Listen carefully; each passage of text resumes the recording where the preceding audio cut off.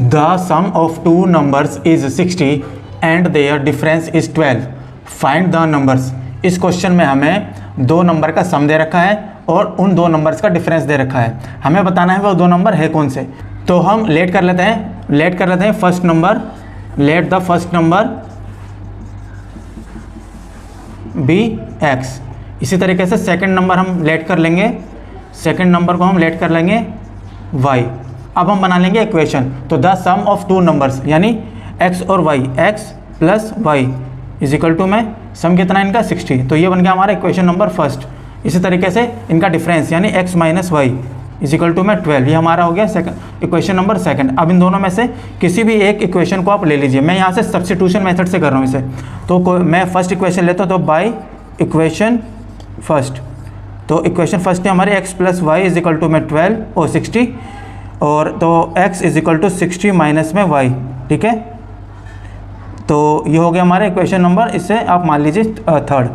अब हम ये जो x की वैल्यू आई है ना 60 माइनस वाई, इसे आप रख दीजिए इक्वेशन नंबर, यहाँ पे आपने फर्स्ट लिया है ना तो आप दूसरे में रखेंगे, ठीक है।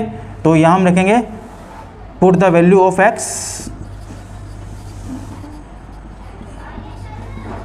इन इक्वेशन सेकेंड। तो इक्वेशन नंबर 2 क्या है हमारी, x minus y is equal to में 12, ठीक है।